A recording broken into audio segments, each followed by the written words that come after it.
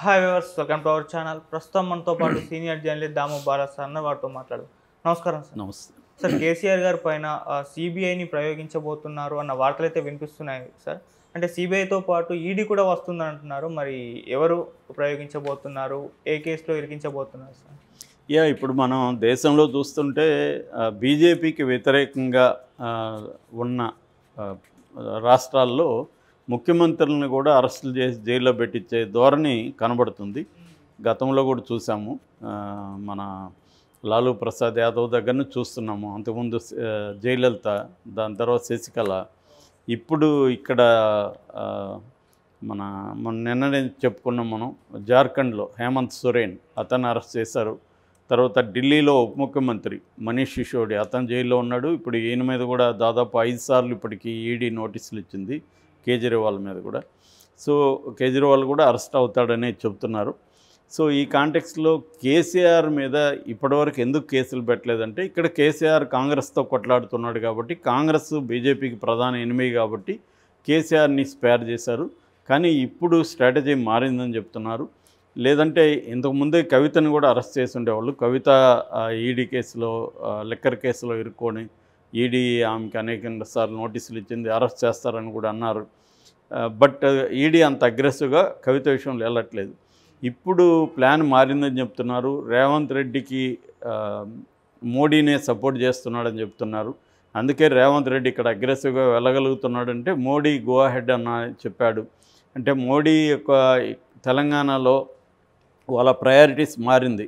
ఇప్పుడు కేసీఆర్ వీక్గా ఉన్నాడు కాబట్టి కేసీఆర్ని దెబ్బ కొట్టేస్తే కాంగ్రెస్ వర్సెస్ బీజేపీ, అంటే కేసీఆర్ ప్లేస్ లేక ముందు బీజేపీ వస్తే తర్వాత రేవంత్ రెడ్డి వీళ్ళ సంగతి తర్వాత చూసుకోవచ్చు అన్న ధోరణి బీజేపీలో ఉంది. అందుకని మొన్న ఢిల్లీ వెళ్ళి కలిసినప్పుడు కూడా రేవంత్ రెడ్డికి మోడీ ఈ విధంగా నువ్వు ముందుకెళ్ళి నేను నీ వెంట ఉంటానని భరోసా ఇచ్చినట్టుగా చెప్తున్నారు. అందుకనే అక్కడి నుంచి వచ్చినాక అగ్రెసివ్గా వెళ్తున్నాడు. మనం ఆల్రెడీ చూసాము, రకరకాల కేసులు ముందుకు వస్తున్నాయి. విజిలెన్స్ వాళ్ళు ఆల్రెడీ వెళ్ళారు. సో ఈ కాంటెక్స్లో కొత్తగా ఒక కేసు ఏం వచ్చిందంటే సోమేష్ కుమార్ది. సోమేష్ కుమార్ గతంలో సిఎస్గా పనిచేశాడు. కేసీఆర్కి చాలా క్లోజు. కేసీఆర్కి అతనంటే ఎంత ఇష్టం అంటే ఆంధ్రప్రదేశ్కి అతన్ని అలాట్ చేసినా కూడా పంపించలేదు. చివరికి ఆంధ్రప్రదేశ్లో వెళ్ళి కుదరనప్పుడు రిజైన్ చేసేసి వాలంటీర్ రిటైర్మెంట్ తీసుకొని మళ్ళీ వచ్చి అడ్వైజర్గా చేరాడు. అడ్వైజర్గా కేసీఆర్ తీసుకున్నాడు. ఇప్పుడు రేవంత్ రెడ్డి రకరకాల పద్ధతుల్లో ఇతన్ని కమ్ముకుంటున్నాడు కేసీఆర్ని. ఒకటేమో కాళేశ్వరం ప్రాజెక్టు, దాని మీద ఆల్రెడీ సింగిల్ జడ్జి మీద విచారణకి స్టార్ట్ అవుతోంది. రెండవది ఇప్పుడు ఈ సోమేష్ కుమార్, అంటే ముఖ్యంగా హైదరాబాదు డెవలప్ చేసామని ఏదైతే కేటీఆర్ వీళ్ళు చెప్తున్నారో, ఈ డెవలప్మెంట్ వెనక కంప్లీట్గా అవినీతి ఉంది అని చెప్పడానికి రేవంత్ రెడ్డి ప్లాన్ చేస్తున్నాడు. ఆల్రెడీ మన శివబాలకృష్ణ అరెస్ట్ అయ్యాడు. హెచ్ఎండిఏ మాజీ డైరెక్టరు 100 కోట్ల పైన దొరికాయని చెప్తున్నారు. 400 కోట్లు ఆస్తుందన్నది చెప్తున్నారు. సో అట్లాగే ఇప్పుడు ఇంకొక ముగ్గురు మీద, సోమేష్ కుమారు, అరవింద్ కుమారు, నవీన్ మిట్టల్, రజత్ కుమార్, ఈ నలుగురు మీద సిబిఐకి ఆదేశిస్తున్నట్టుగా చెప్తున్నారు. అందుకని ముందుగా యాక్షన్ ఫర్ యాంటీ కరప్షన్ అనే ఒక ఆర్గనైజేషన్ కన్వీనర్ సడన్గా రంగంలోకి వచ్చాడు. ఇతను ఇన్ని రోజులు మనకి ఎక్కడా కనబడలే. సడన్గా వచ్చి, అతని పేరు శ్రీకాంత్ నేత. సో తను వచ్చి ఇప్పుడు సిబిఐకి ఈడీకి లెటర్లు రాశాడు, వీళ్ళ మీద ఎంక్వైరీ జరపండి అని. మామూలుగా 100 కోట్లకి పైన ఉంటే ఈడీ కూడా రంగంలోకి దిగుతుంది. ముఖ్యంగా అందులో మనీ లాండరింగ్ ఉంటే ఈడీ కూడా రంగంలోకి దిగుతుంది. ఈడీ అయితే పిఎంఎల్ఏ కేసులు చాలా స్ట్రాంగ్గా ఉంటాయని చెప్పి ఈడీ అండ్ సిబిఐని రంగంలోకి దించేట్టుగా ప్లాన్ చేస్తున్నారు.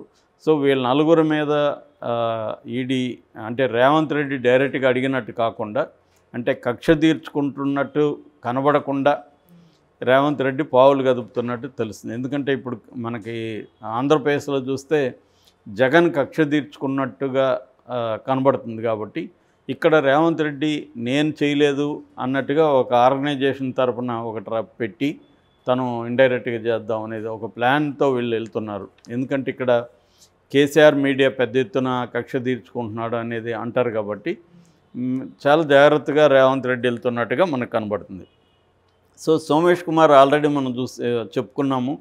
అక్కడ ఇబ్రహీంపట్నం దగ్గర 25 ఎకరాలు అదేంటంటే ఫార్మా సిటీ రాబోతుందని ముందే ఇతనికి తెలిసిపోయి, ఎందుకంటే అతను సీఎస్గా ఉన్నాడు కాబట్టి ఫార్మా సిటీ ఎక్కడికో వస్తుందో దానికి 1 కిలోమీటర్ దూరంలో 25.9 ఏకర్సు ల్యాండు 2.5 లక్షల ఎకరా చొప్పున భార్య జ్ఞానముద్ర పేరుతో కొన్నారు అనేది ప్రధానమైన ఆరోపణ. అది కాకుండా వాళ్ళ బంధువుల పేరుతో 125 ఎకరాలు కూడా అక్కడ కొన్నారు. అంటే ముందే ఫార్మా సిటీ వస్తుంది కాబట్టి ఇక్కడ ల్యాండ్స్ కొంటే మన రేట్లు పెరుగుతాయి అన్న దీంతో ఇది ఒక రకమైన ఇన్సైడ్ ట్రేడింగ్ అంటారు దీన్ని. అంటే ఇప్పుడు చంద్రబాబు మీద ఇన్నర్ రింగ్ రోడ్డు కేసు కూడా ఇదే. ముందే ఇన్నర్ రింగ్ రోడ్డు ఎక్కడికి రావాలో ముందు ప్లాన్ చేసుకొని అక్కడ ముందు ల్యాండ్స్ కొనుక్కొని అది చేయడం, అట్లాగే అమరావతిని ఎక్కడ పెట్టబోతున్నామో ముందే చెప్పేసి సో తన మనుషుల దగ్గర ల్యాండ్ కొనిచ్చడం, ఈ కుంభకోణమే అక్కడ జరిగిందనేది ఆరోపిస్తున్నారు. అంతకుముందు ఇక్కడ కూడా హైటెక్ సిటీ అప్పుడు కూడా హైటెక్ సిటీ ఎక్కడ రాబోతుందని తన మనుషులకి అందరికీ చెప్పి ఇక్కడ మురళీమోహన్ కావచ్చు, నార్నే ఎస్టేట్లు కావచ్చు, వీళ్ళు పెద్ద ఎత్తున ఎకరాలు కొన్నాక అక్కడ హైటెక్ సిటీని అనౌన్స్ చేశారనేది ఒక ఆరోపణ చంద్రబాబు మీద. ఇప్పుడు అదే ఆరోపణ సోమేష్ కుమార్ మీద ఉంది. అట్లాగే అరవింద్ కుమార్ మన ఫార్ములా 1 రేస్కి సంబంధించి ఆల్రెడీ వచ్చింది ఇతని మీద. అట్లాగే నవీన్ మిట్టలు, రజత్ కుమార్ వీళ్ళందరూ కూడా బీహార్ ముఠా అని చెప్పి గతంలో రేవంత్ రెడ్డి విపరీతంగా వీళ్ళ మీద ఆరోపణ చేశాడు.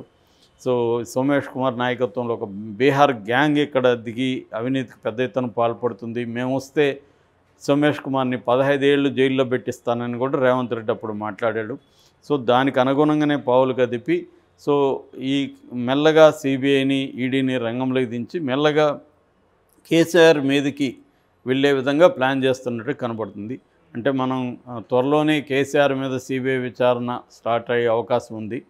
ఇప్పటి వరకు మోడీ ఎందుకు ఈ వైపు లేదంటే ఇతను కాంగ్రెస్తో గొడవ పడుతున్నాడు కదా, కాంగ్రెస్కి దెబ్బ కొడితే బాగుంటుంది, తెలంగాణలో కాంగ్రెస్ రాకూడదని అనుకున్నారు. బట్ కాంగ్రెస్ వచ్చేసింది కాబట్టి ఇప్పుడు కేసీఆర్ వీక్గా ఉన్నాడు కాబట్టి కేసీఆర్ని కొట్టేస్తే ఆ ప్లేస్లోకి బీజేపీ వస్తుంది, అప్పుడు కాంగ్రెస్ వర్సెస్ బీజేపీ అనేది బలంగా ఏర్పడుతుంది అనేది మోడీ మారిన వ్యూహంగా చెప్తున్నారు.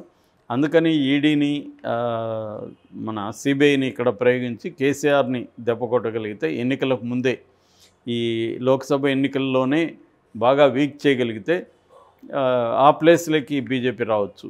అప్పుడు ఏంటంటే ఇది నేషనల్ లెవెల్లో జరిగే ఎన్నికలు కాబట్టి బీజేపీ వర్సెస్ కాంగ్రెస్ అన్న నెరేటివ్ని బలంగా జనంలోకి తీసుకెళ్ళచ్చు. అప్పుడు మోడీ ఫ్యాక్టర్ ఇక్కడ పనిచేస్తుంది. ఎందుకంటే మోడీ వర్సెస్ రాహుల్ అనే విధంగానే ఎన్నికలు జరుగుతాయి కాబట్టి మోడీ ఫ్యాక్టర్ పనిచేసినప్పుడు తెలంగాణలో కూడా బీజేపీకి ఎక్కువ సీట్లు వచ్చే అవకాశం ఉంది అనేది మోడీ ప్లాన్ అని చెప్తున్నారు. సో ఆ కాంటెక్స్ట్లో కేసీఆర్ మీద రేవంత్ రెడ్డి కూడా, అంటే ఇప్పుడు రేవంత్ రెడ్డికి ప్రధాన శత్రువు కేసీఆరే, మోడీకి కూడా ప్రధాన శత్రువు కేసీఆరే కాబట్టి కేసీఆర్ని దెబ్బ కొట్టడం ఈజీ అనేది రేవంత్ రెడ్డి కూడా ఇప్పుడే దెబ్బ కొట్టగలిగితే తనకి 5 ఏళ్ళు ఎదురుండదు అనేది కూడా రేవంత్ రెడ్డి ఆలోచిస్తున్నాడు. దాని తర్వాత కూడా తను ఒక బలమైన నాయకుడిగా తెలంగాణలో ఏర్పడవచ్చు. ఎందుకంటే కేసీఆర్ లేకపోతే కేటీఆర్ని డీల్ చేయడం పెద్ద కష్టం కాదు. కేటీఆర్, హరీష్ రావులే బలంగా ఉంటారు అప్పటికి, వాళ్ళని అంత డీల్ చేయడం. ఎందుకంటే స్ట్రాటజీలు వ్యూహాలు వేసేదంతా కూడా కేసీఆరే. అందుకని ఇప్పుడైతే కేసీఆర్ బలహీనంగా కూడా ఉన్నాడు. ఆయన మొన్న ఎమ్మెల్యేలతో ఎంపీలతో సమావేశమైనప్పుడు కూడా ఎప్పుడూ మనం అలాంటి కేసీఆర్ని చూడలేదు. ఒక రకంగా రిక్వెస్ట్ చేస్తున్నాడు ఎమ్మెల్యేలకి, మీరు వెళ్ళి రేవంత్ రెడ్డిని మంత్రుల్ని రహస్యంగా కలవకండి, ఏదన్నా మీ నియోజకవర్గ ఇష్యూలు ఉంటే ఓపెన్గానే వెళ్ళి అందరూ ఉన్నప్పుడే ఇవ్వండి, లేదంటే అనవసరంగా ఇది వస్తుందా అని చెప్తున్నాడు.